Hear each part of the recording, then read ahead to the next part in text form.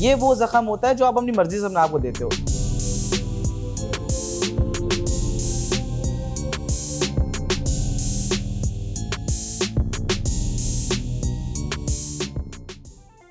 Tattoo जो है वो इजी चीज़ नहीं है, क्योंकि जब हम पेंसिल प्रैक्टिस करते हैं या पेपर पे बनाते हैं तो वो इजीली रिमूव हो जाता है, बट हम जब स्किन पे करते हैं तो उसमें उसकी डेप्थ की नॉलेज होनी चाहिए, कितनी इंक अंदर जा रही है, कितनी निडल अंदर जा रही है, ये सब चीज़ों की नॉलेज होनी चाहिए। तो ये सारी चीज़ें जो सारी एक्सपीरियंस से आती हैं। स्टार्टिंग में बहुत बुरे टैटूज़ रहे, बहुत स्किन भी डैमेज हुई, इवन कि अपनी स्किन भी डैमेज हुई, और आहिस्ता आहिस्ता प्रैक्टिस के साथ जो है यहाँ तक पहुँचना पड़ता है। It's all about the experience and practice. Observation कुछ इस तरीके की होती है कि क्लाइंट की बॉडी लैंग्वेज को समझना पड़ता है, उनके रिएक्शन, उनके एक्सप्रेशंस को समझना पड़ता है, तो फिर क्लाइंट को बातों में लगा के रखना पड़ता है ताकि वो मेंटली जो डाइवर्ट रहे, पेन की तरफ उनका माइंड ना जाए। कई बार कुछ क्लाइंट्स होते हैं डिफरेंट रिएक्शन कर रहे होते हैं, डिफरेंट किस्म की बातें कर रहे होते हैं, और समटाइम तो ऐसा भी होता है कि क्लाइंट्स हमारे कुछ आंसुओं से रोने भी लग जाते हैं बिकॉज ऑफ पेन। बट ये है कि उनको मेंटली जो है डाइवर्ट रखा जाता है विद म्यूज़िक, विद कन्वर्जेशन, कुछ गपशप, कुछ फ़नी बातें, और कुछ उनकी बातें सुन के भी सेटलमेंट चलानी पड़ती है। रिसेंटली एक ऐसा सीन भी हुआ मेरे साथ जो काफ़ी वियर्ड था और मेरे लिए अमेजिंग भी था। उसमें ये हुआ कि एक क्लाइंट आया, उससे कहा कि मुझे अंडर लिप टैटू करवाना है। अंडर लिप टैटू तो कर दिया, लेकिन उसने मुझे कहा कि टंग स्प्लिट भी करवानी है। एंड मैं ये समझता हूँ कि I am the person whole over the Pakistan और होल द कराची कि जिसकी टंग स्प्लिट है। उससे मुझे ऑफर की कि मुझे टंग स्प्लिट भी करवानी है, और वो मेरे लिए काफ़ी वियर्ड और काफ़ी जो था अमेजिंग था। I did this for him.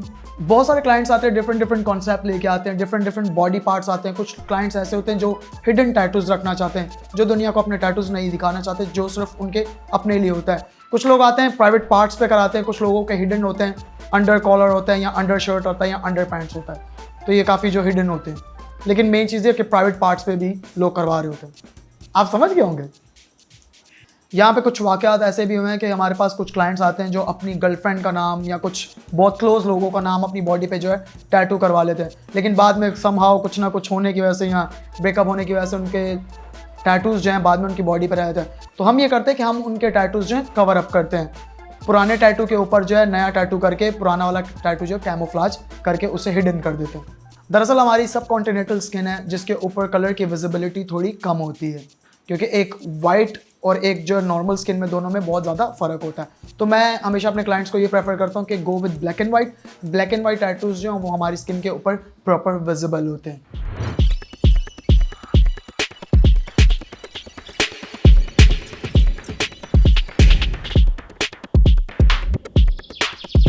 आप कभी बाइक से गिरते हैं फॉर एग्जांपल, तो आपको ज़ख़म लगता है, वो ज़ख़म के ऊपर क्लॉटिंग होती है, ठीक है ना। जब वो क्लॉटिंग हटती है तो एक निशान छोड़ जाती है।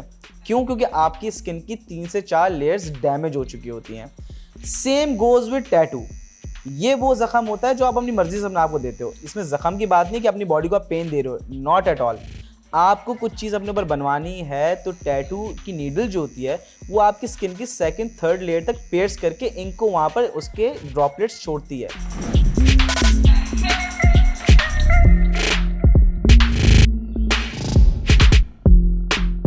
टैटू बनवाने के फौरी तौर पे 3 से 4 दिन बाद वो सख्त हो जाता है। आपको मॉइस्चराइज रखो उसे, उस पर स्कैबिंग होगी, नई स्किन आएगी। एक बहुत सिंपल सा नॉर्मल सा प्रोसेस है। Not everyone is in the favour of tattoos. बहुत कम लोग होते हैं जिनको ज़रा सी इस चीज़ की नॉलेज होती है, and I mostly believe that is the upper elite class of Pakistan, कि जिनको ज़रा सा शऊर है कि टैटू होते क्या चीज़ है। और जो लोग इसको सिर्फ अपनी बॉडी मॉडिफिकेशन से हट के अपनी लाइफ की मीनिंग के ऊपर लेके जाते हैं। मतलब if a person is getting something on his body, तो ऑब्वियसली बात है उसके बाद 2 रीजंस होंगे। आइदर वो बहुत बड़ा शो ऑफ होगा या आइदर उसके लिए वो चीज़ बहुत मीनिंगफुल होगी। And I respect the element of meaningful. सबसे पहले जिसने टैटू बनवाना है वो अपॉइंटमेंट बुक करेगा फॉर कंसल्टेशन। वो आएगा, हम उससे बैठेंगे, एक सेशन कंसल्टेशन का होता है कि आपने बनवाना क्या है, प्लेसमेंट क्या होनी चाहिए, साइज़ क्या होना चाहिए, बनवाना कब है, ये कुछ प्रोसेस होते हैं। अगर कस्टमाइज डिज़ाइन है तो उसके लिए फिर मेरा ग्राफिक डिज़ाइनर बैठता है, उसके लिए पूरा डिज़ाइन कस्टमाइज़ करता है, उसकी लाइफ से रिलेटेड स्टफ निकालता है। बहुत मीनिंगफुल है तो 2-3 चीज़ें मिलाता है जिसका उसकी लाइफ से मतलब हो। अगर ऐसी कोई रैंडम क्लाइंट है जो बहुत से लोग आते हैं कि नाम लिख दो, ये लिख दो, वो लिख दो, तो हम उन्हें बिठाते हैं। पहले पूरा रफ एक स्केच बनता है, उसका स्टेंसिल के साइजेस रेडी होते हैं, उसके सामने पेपर रखा जाता है, वो उसके साइज़ रैंडम सेलेक्ट करता है, सिलेक्ट करने के बाद जो होता है उसकी बॉडी की प्लेसमेंट्स हम लोग सिलेक्ट करते हैं कि भाई कहाँ बनवाना है, बाइसेप है, रिस्ट है, फोर आर्म है, जो भी प्लेसमेंट है, लेग है, नेक है, XY जो भी प्लेसमेंट सिलेक्ट करता है उसका स्टेंसिल बनता है। स्टेंसिल उसके ऊपर अटैच होता है, लगता है स्टेंसिल, वो अपने आप को जाके चेक करता है वो सेटिस्फाई है स्टेंसिल से नहीं है। जब वो सेटिस्फाई होता है फिर टैटू का पूरा प्रोसेस स्टार्ट होता है। फिर एक डिस्पोजेबल नीडल निकाली जाती है, डिस्पोजेबल कैप्स निकाले जाते हैं, डिस्पोजेबल ग्रिप्स निकाली जाती हैं, उसके सामने हर चीज़ रखी जाती है, फिर हम ये प्रोसेस स्टार्ट करते हैं।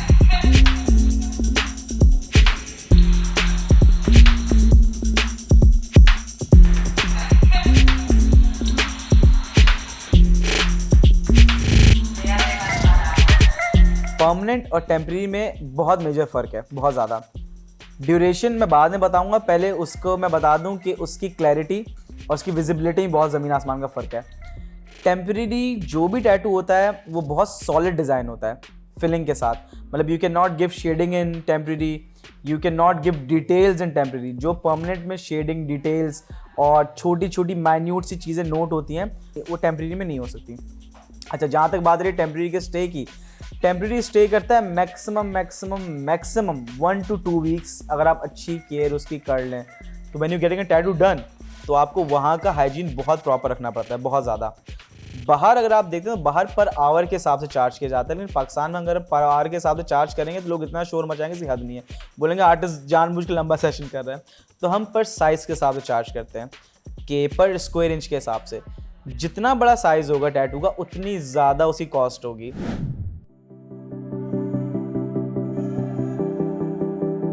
देखिए न्यू में हाँ बिल्कुल बीमारी का इन द सेंस कि अगर नीडलिंग हो रही है तो उस जगह आपका स्कार फॉर्मेशन हो सकती है, कीलॉइड बन सकता है। कीलॉइड का मतलब ये है कि स्किन की ओवर ग्रोथ हो जाती है, ग्रैनुलोमा बन सकता है।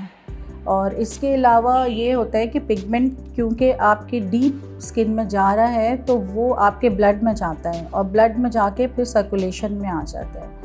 और कुछ मेटल्स ऐसे होते हैं कि जो फिर लिवर के थ्रू आपका लिवर का डैमेज का चांस मतलब बहुत नेग्लिजिबल होता है, मगर हो भी सकता है लिवर डैमेज का।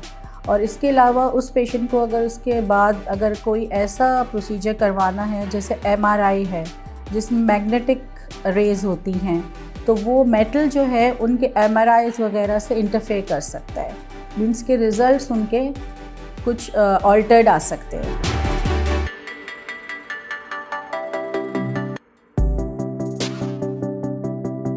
यार टैटू मतलब जब बनवाने आया था तब हाँ ये एक था माइंड में कि दर्द होगा, और दर्द का सोच के मतलब काफ़ी देर तक तो मैं यहाँ बैठ के भी सोचता रहा कि यार पता नहीं क्या हाल होगा। लेकिन ऐसा जितना कोई ज़्यादा दर्द नहीं है, बर्दाश्त के काबिल है।